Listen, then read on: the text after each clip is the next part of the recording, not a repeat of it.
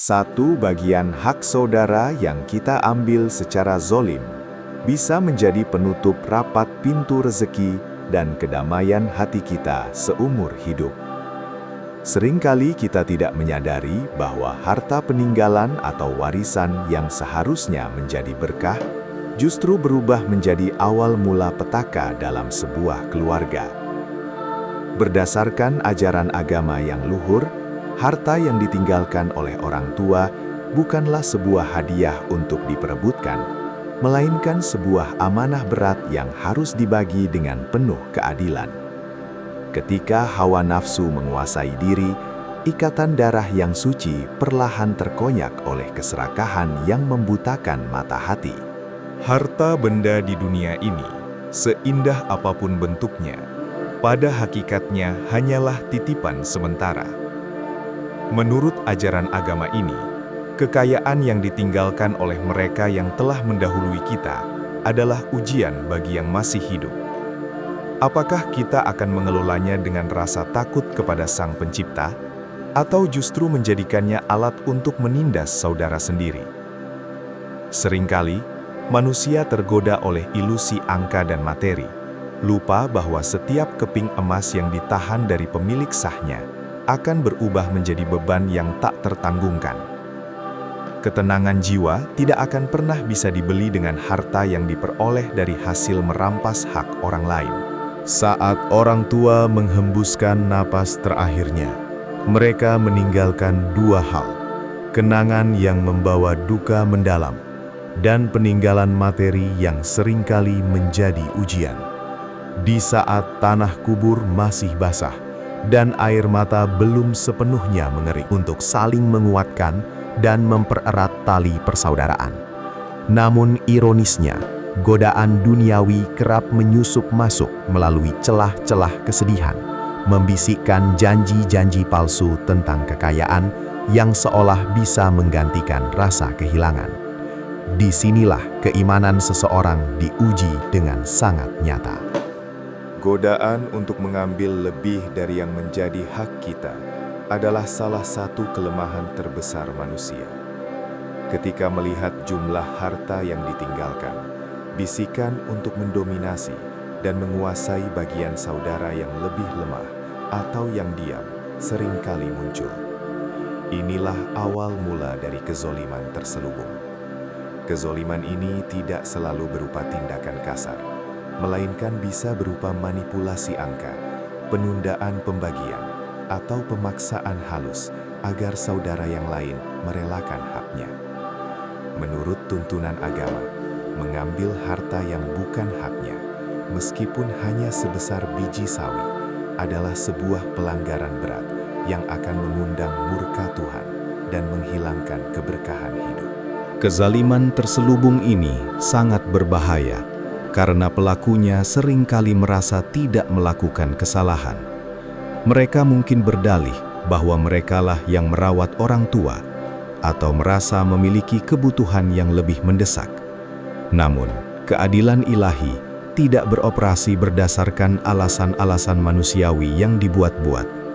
Berdasarkan kitab suci, hak setiap ahli waris telah ditentukan dengan takaran yang maha sempurna.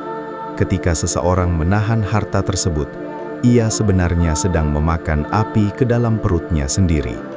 Kezaliman yang dilakukan secara diam-diam ini mungkin tersembunyi dari pandangan manusia, namun sama sekali tidak luput dari pandangan Sang Maha Melihat, Allah Subhanahu wa Ta'ala.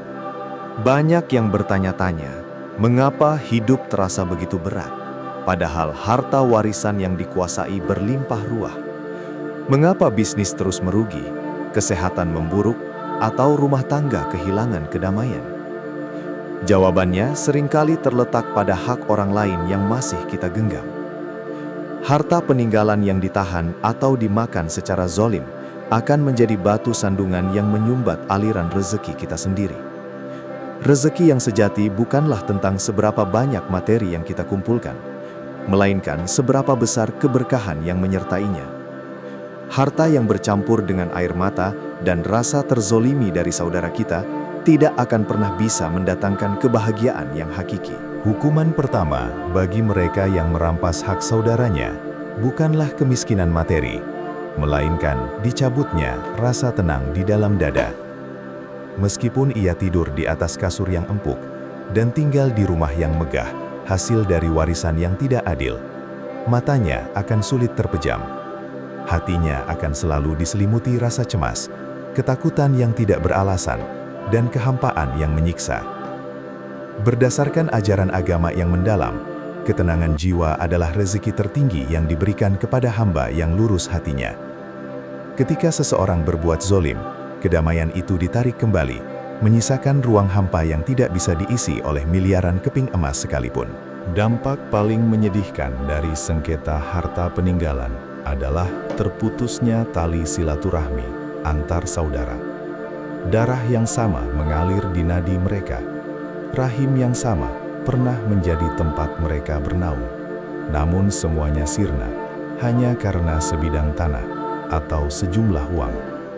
Menurut pedoman agama, memutus tali persaudaraan adalah dosa besar yang membawa laknat. Bagaimana mungkin kita mengharapkan rahmat dan ampunan dari Tuhan, Allah Subhanahu wa Ta'ala, sementara kita bermusuhan dan saling mendengki dengan saudara kandung sendiri? Keluarga yang seharusnya menjadi tempat pulang yang paling aman, justru berubah menjadi medan perang yang paling menyakitkan akibat keserakahan semata. Kitab suci telah memberikan peringatan yang sangat keras mengenai hak-hak ahli waris, terutama hak anak yatim dan mereka yang lemah. Ayat-ayat suci dengan tegas melarang kita untuk memakan harta mereka dengan cara yang batil. Peringatan ini bukanlah sekadar ancaman kosong, melainkan bentuk kasih sayang Tuhan, Allah Subhanahu wa Ta'ala, agar umat manusia terhindar dari kehancuran moral dan spiritual.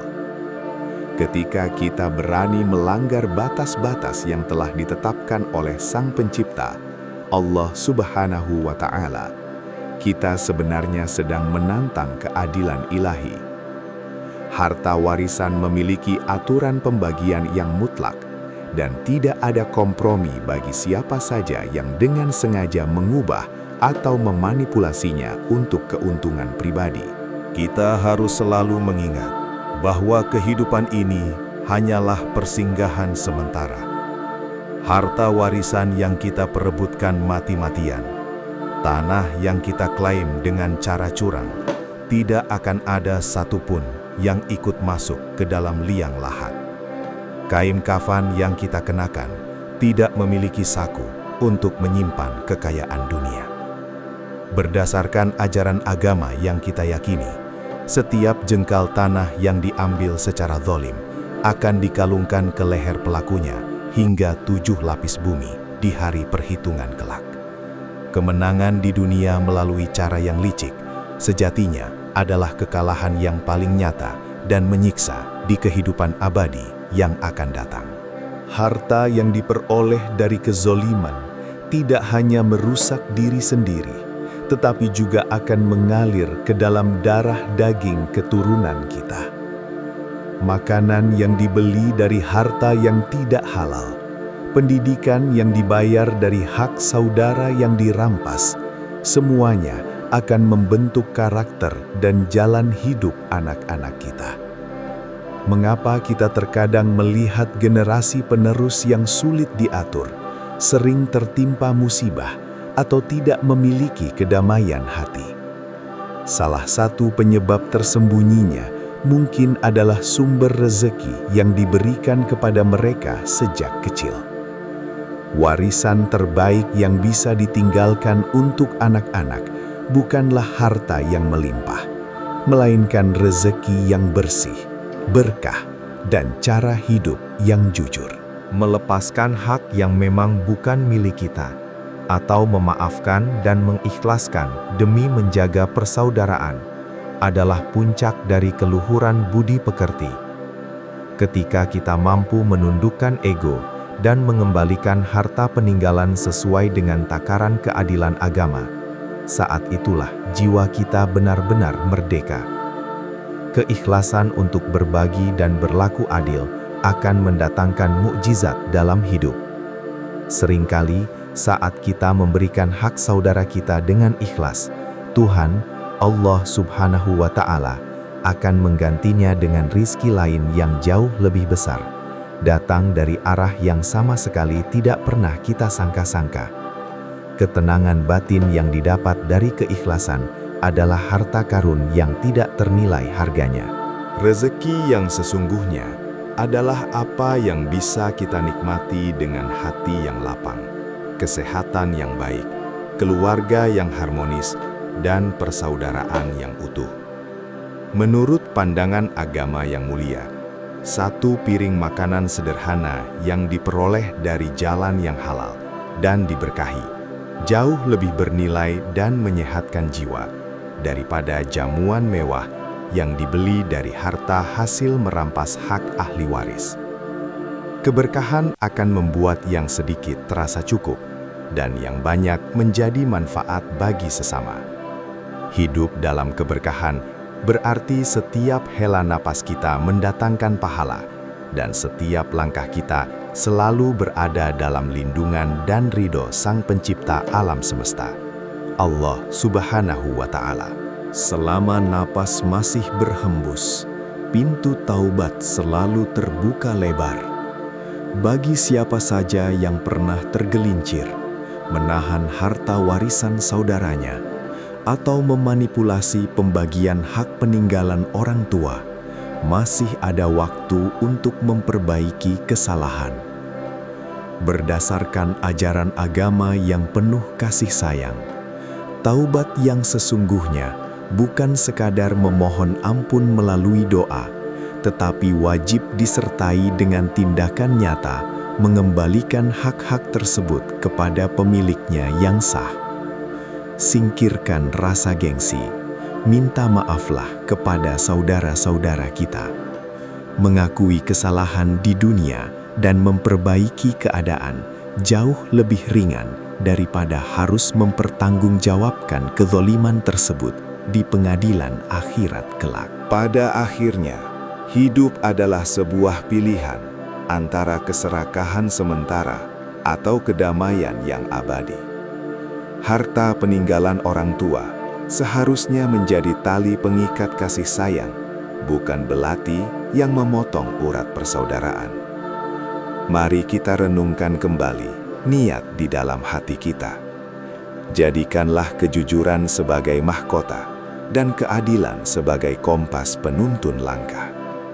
Ketika kita mengutamakan ridho Tuhan, Allah Subhanahu wa Ta'ala di atas segalanya, Dia Allah akan menjaga hati kita tetap tenang, melapangkan jalan rezeki kita, dan mengumpulkan kembali kita beserta seluruh keluarga tercinta di dalam kebahagiaan surgawi yang kekal abadi. Pilihlah jalan keadilan dan temukan ketenangan jiwa yang sesungguhnya.